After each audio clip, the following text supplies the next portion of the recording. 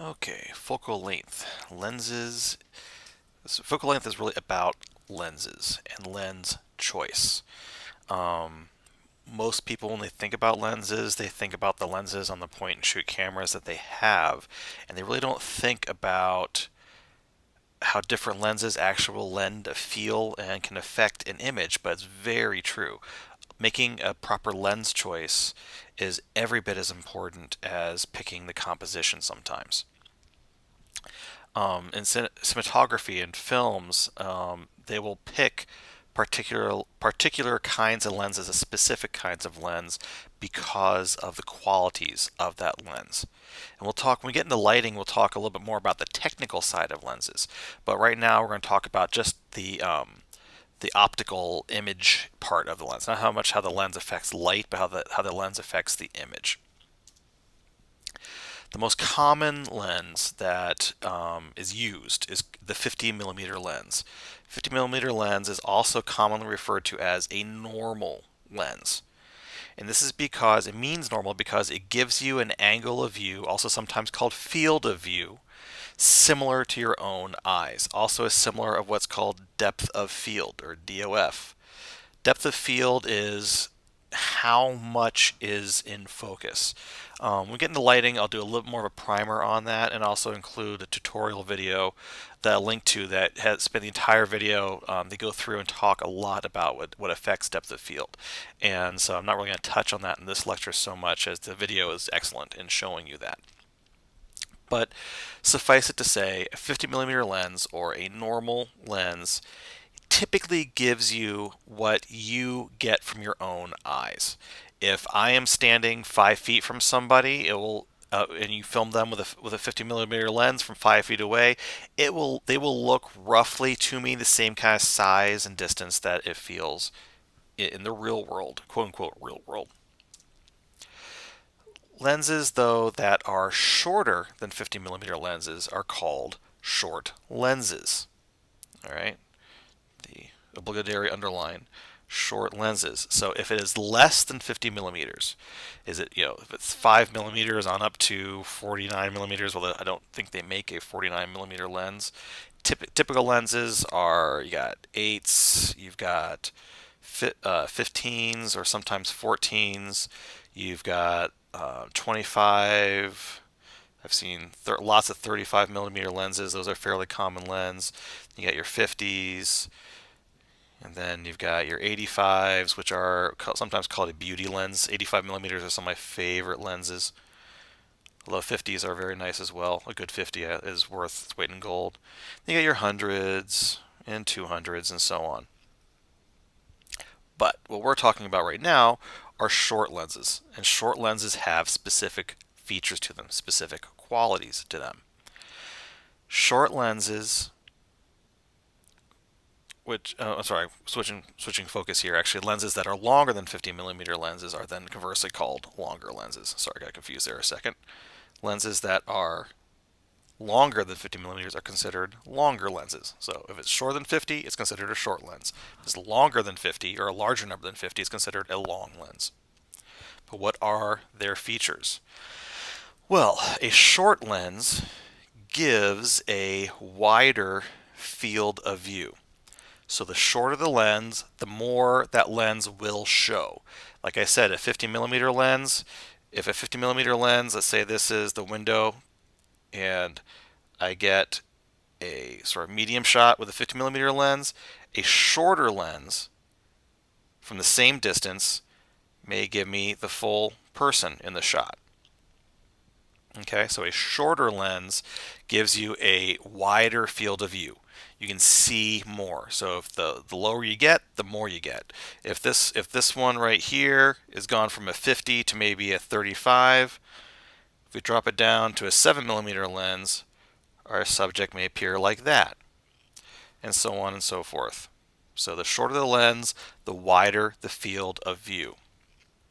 However, that's just one part of it.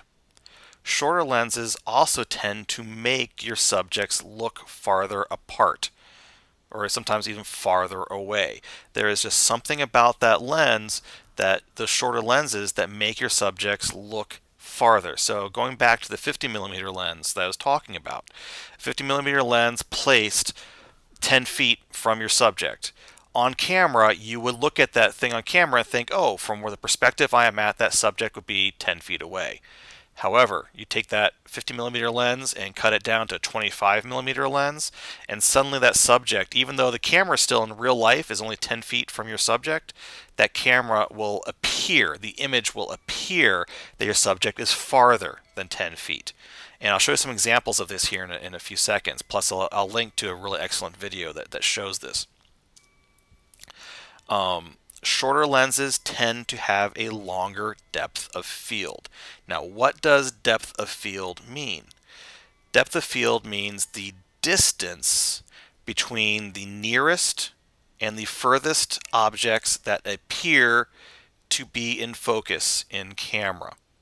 And like I said, I'll include in the notes section a link that really describes this effect very well. But depth of field is the distance.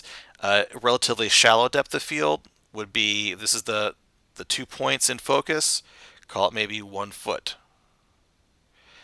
And you can't even read that, but call it 1 foot, that for short. While a long depth of field may be 20 feet.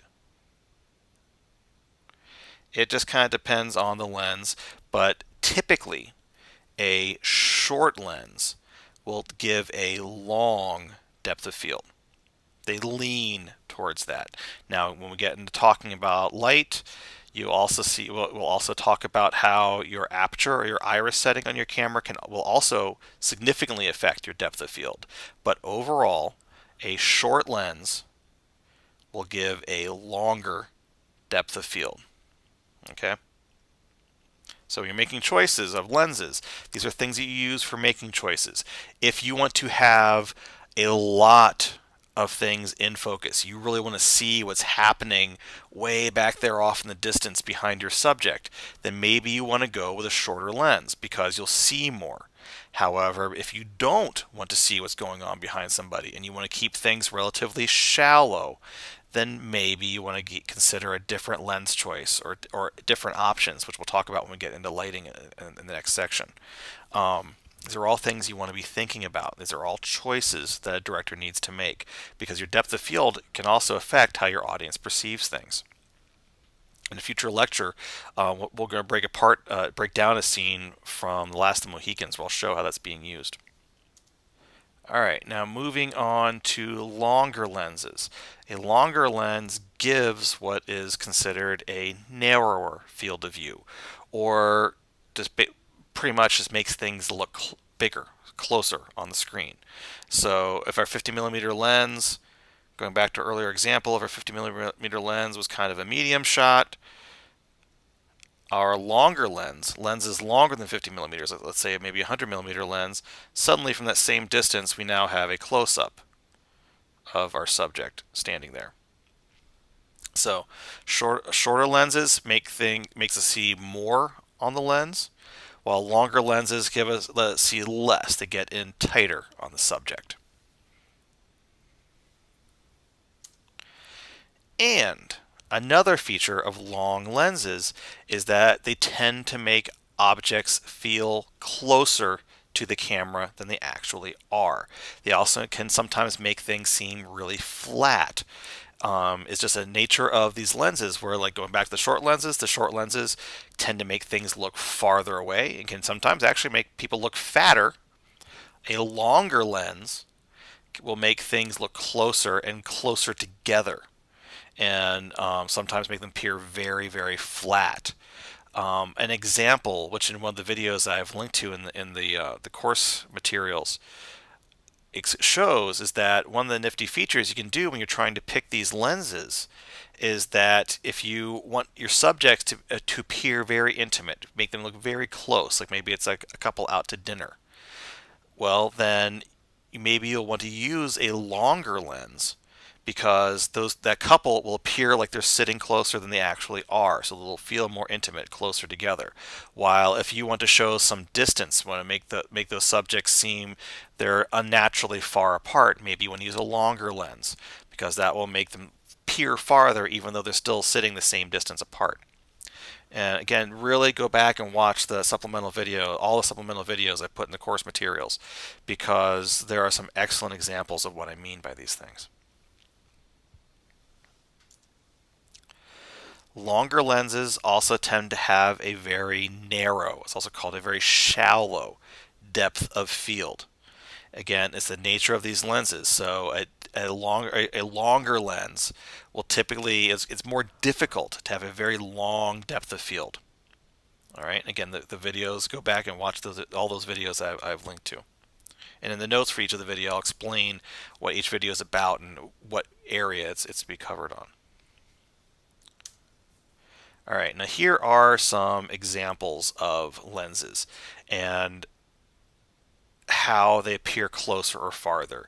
In all of these shots, the camera was the exact same distance away from the subject. The distance never changed, only the lens changed. So if you look right here, this image is a 50mm lens, which is also our normal lens. So at this distance from the subject, this is how it probably would that person would look, roughly how they would look to us standing however many feet away the subject is. If I had to hazard a guess, I'd say they're probably standing about maybe 10-ish feet away. Up here at the top, you have a short lens at 18mm. At 18mm, suddenly the subject is wider. We're seeing more of the subject. And also, if you look at the background over here, the background, you may notice that it looks actually farther away from us, doesn't it? And also more of it is in focus, going backwards from us. Here, I'm talking about the stairwell back here. Look at this stairwell, because in the 50mm lens, it looks a fair distance, but it's blurry. The steps are blurry. While if you look in the same zone back here, they appear much farther away and they're sharper. They're much sharper in focus. So again, we're seeing the qualities of these lenses. Not only are we seeing more of the subject, but we are also seeing more, objects in the background appear farther away, and we have a longer depth of field. Things are much more in focus. Going on to 35mm lens over here, it's not as much as the 18, but we still have a wider field of view than the 50. And again, the zone looks farther away than the 50mm lens, and it's sharper. It's more in focus than the 50. Okay, again, I'm talking about these steps over here. Those two are still sharper in focus. Now, when we move up to an 85mm lens, we're seeing less than we did with the 50, so we're actually seeing a closer image of our subject than we would have standing at the same given distance. And you'll notice those steps, they suddenly look a lot closer, but they're a lot softer. The focus is much softer on them. And then going into our 135mm, closer still, and that background is completely soft over here. We can't even see those steps. But if we did, they would appear much closer. In fact, you can kind of see the steps over there, and I would say they appear pretty close behind her. And then lastly, we have our 200mm lens, where we're really right up into her face, and everything behind, even some hairs back over here, are out of focus. That's how shallow our depth of field is. So these are the different kinds of, they're too many to count different kinds of lenses, but these are 6 typical focal lengths and what you typically should expect from them. Just want to show you a few more examples. This is, again, in this instance, we are really trying to emphasize what different lenses do to a person's face. In these samples, the photographer is actually standing, keeps on moving backwards to give us the same, make sure our subject fills the frame more or less the same amount of sky above her head. And he keeps moving back, but with this whole, I will also link to the video this is from. You'll see how different lens choices will affect the look. A short lens, remember how I talked about how a short lens makes things and objects appear farther away and stretched out? Well, if you look at her face, this is actually not very flattering to her face, because it's kind of, can't really show the graphic here, but if you look at it, it's stretching her face out. It's making it look going like it's going farther back, and it just makes her look weird. It really turns what is an otherwise fairly pretty face, or very pretty face, and stretches it out almost to clown-like proportions. While over here at 20 millimeters, there's a 10 millimeter difference. She already is looking much more natural. Although her neck is still kind of flattened out. Now, as we move forward onto our 50 and our 100 millimeter lens, let's go back and forth between these a little bit. Here is our 10 and 20. Here is our 50 and 150. So 10 and 20. 20 millimeters, she doesn't look bad, but she still doesn't look nearly as attractive as you start getting with the 50. The 50 is probably more natural, but the 150 is where I think she actually starts to look the best, which is this lens right here. And because the 150, remember, things appear shallower as opposed to more spread out, and so this 150 millimeter lens kind of has a slimming effect than you have over here with the more natural lens. And so lens choices really do affect the way your subjects look on camera. And these are all things you want to be known. In fact, there's been cases of Hollywood stars refusing to be filmed on certain lenses because they know that they don't look good in a certain kind of a lens. More common, they talk about certain lighting, but even you get that with lenses as well. And then we move on to 250 millimeter lens and 500 millimeter lens. You'll see here that we still get even more effects out of these things. And now take a look at the backgrounds here as well. In the 10 millimeter lens, our background is very much in focus, and we see our background. We start getting the 50 millimeter lens, our background is there, but it is starting to get very blurry. 150 millimeter lens, our background back here is really blurry, and you can't tell really how close or how far away it is. Over here, you can make out cars. We've got cars over here, but over here, who knows? It was just a big question mark. What's going on over there? Then you move on to the 250 and 500 millimeter lenses, and by the time you get to 500 millimeter lens, she could be standing by the ocean. She could be standing by a field. You'd have no way of knowing that she was in the middle of a street. But because it's such a shallow depth of field that we're getting. All right, well, this is lenses, and I hope you have a better understanding of how they create your image or affect your image. And definitely be sure to watch those tutorial videos in the course materials. Thanks.